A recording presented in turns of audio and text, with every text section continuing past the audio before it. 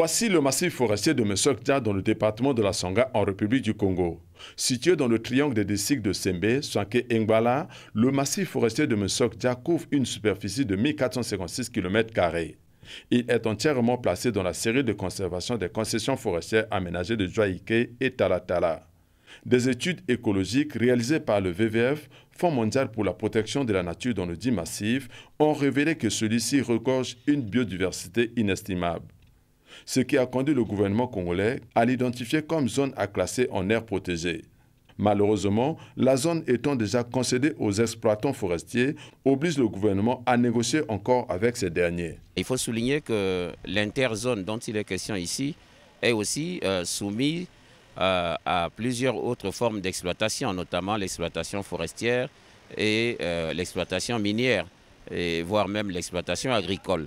Ce qui veut dire que nous avons intérêt à négocier avec les sociétés forestières CEFID et CIFCO pour que ces espaces qui, du reste, dans le cadre des plans d'aménagement de ces deux UFA, se retrouvent en grande partie dans les séries de conservation, pour que justement on enclenche le processus de création de l'aire protégée.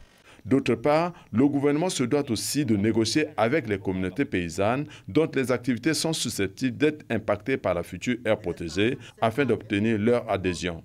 Mais on ne peut pas le faire sans associer les communautés, notamment à travers les séances de CLIP, donc le consentement libre, informé, préalable.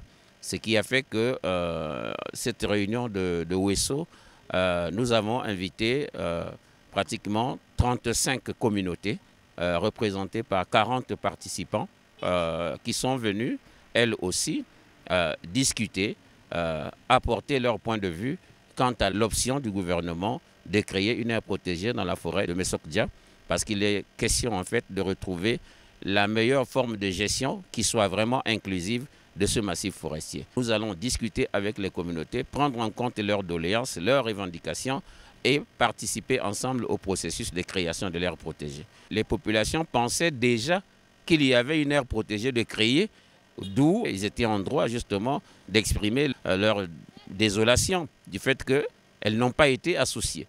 Mais cette fois-ci, on est venu leur exprimer la vérité, comme quoi l'aire protégée n'est pas encore créée, mais nous sommes en train de négocier la sortie de cet espace des UFA pour que justement, ensemble, nous commencions à négocier la création de l'aire protégée qui sera à l'avantage de tout le monde.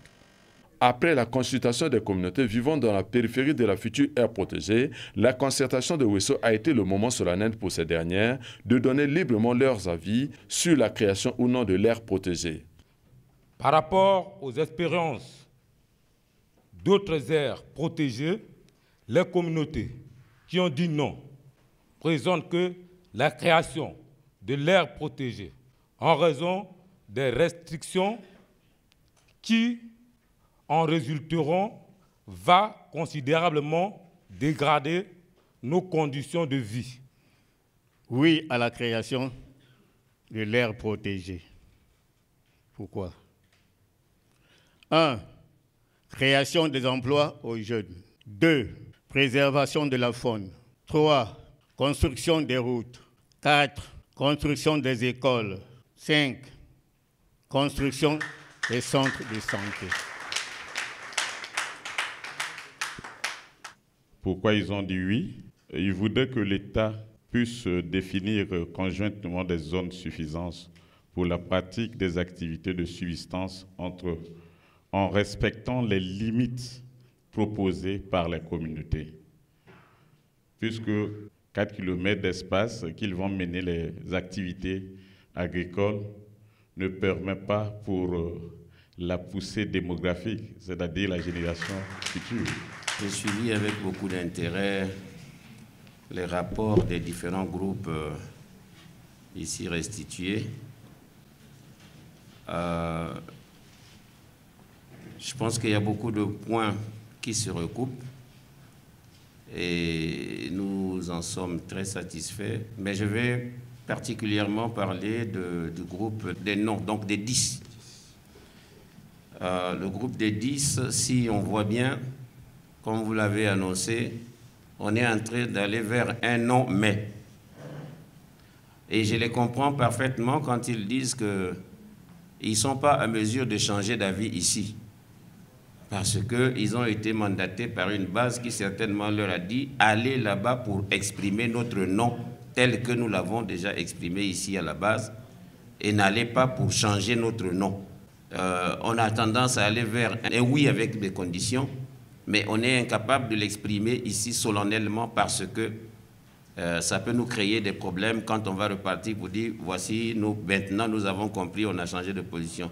Au regard de la richesse des recommandations prises, assorties de la feuille de route des futures activités, les partenaires financiers ont réaffirmé leur appui au gouvernement congolais jusqu'à l'aboutissement de ce projet. L'atelier a permis à tout le monde de s'exprimer clairement, sincèrement, et cela a permis à mon avis de grandes avancées dans le cadre de ce processus de concertation sur la gestion participative et inclusive du massif de Mesolja. L'Union européenne pourra continuer son appui au projet géré par le WWF ensemble avec l'ACFAP.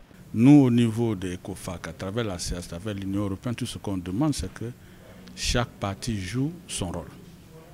Donc nous sommes contents de les recommandations et aussi de la feuille de route qui va être mise en œuvre sur les 6 mois à venir. Nous allons continuer à accompagner l'État congolais à travers l'ACFAP, à travers WWF, afin que le processus puisse se terminer et dans les conditions les plus appropriées.